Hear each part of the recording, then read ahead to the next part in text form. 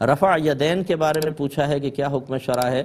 رفع یدین کے مطلب ویسے رفع یدین دونوں ہاتھوں کو اٹھانا، تو یہ صرف ہمارے فقہ حنفی میں جب تکبیر تحریمہ ہوتی ہے پہلے جو تکبیر لگاتے ہیں اس میں کانوں تک ہاتھ اٹھاتے ہیں، یا دعائے قنوت پڑھنے کے لیے تکبیر لگائی جاتی ہے، یا جو مطلب عیدین کی نمازیں ہیں اس میں تکبیریں ہوتی ہیں تو رفع یدین کرتے ہیں۔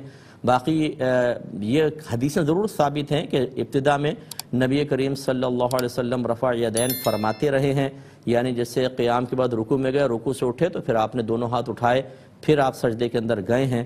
تو جیسے امام شافعی کے پیروکار ایسا ہی کرتے ہیں، لیکن ہمارے احناف کے نزدیک یہ حدیثیں منسوخ ہو چکی ہیں۔ حضرت عبداللہ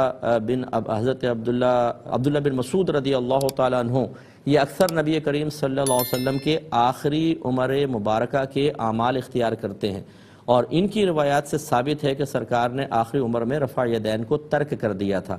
اور امام اعظم ابو حنیفہ رضی اللہ تعالیٰ عنہ فقہی معاملے میں عبداللہ بن مسعود رضی اللہ تعالیٰ عنہ کی حدیثوں پر عامل ہے، لہٰذا ہم رفع یدین نہیں کریں گے۔ لیکن اگر کوئی کرتا ہے رفع یدین تو ٹھیک ہے، آپ اس پہ طنز نہ کریں، وہ اپنی دلیل سے کر رہا ہے، لیکن مسئلہ یہ جو نہیں کر رہا اس کو برا بھلا کہنا۔ رفع یدین زیادہ سے زیادہ سنت کریمہ، یہ کوئی فرض واجب نہیں ہے۔ اگر کسی کے نزدیک سنت ہے ابھی تک وہ کر رہا ہے تو اس کو کرنے دیں، جس کے نزدیک یہ منسوخ ہو چکا ہے وہ فقہا کے قول پر عمل کر رہا ہے، اسے زد و کوب کرنا، اسے برا بھلا کہنا، یہ کوئی جھگڑے کے مسائل نہیں ہونے چاہیے۔ آپ اپنے فقہ پر عمل کریں، دوسرے کو اپنے فقہ پر عمل کرنے دیں۔ اس قسم کے جھگڑوں میں پڑھ کر آپس میں اپنی طاقت کو کمزور کرنا، نفرتیں پیدا کرنا، اپنی نسلوں کے اندر نفرتیں چھوڑ کے چلے جانا، یہ غیر مناسب چیز ہے۔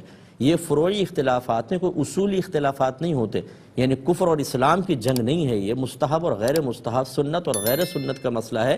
ان میں نرمی اور آسانی ہے، جو جس امام کو فالو کرتا ہے وہ اس کے مطابق عمل کرے، دوسرے کو اس پہ طنز کرنے یا اس پہ تنقید کرنے کا حق حاصل نہیں ہوتا ہے۔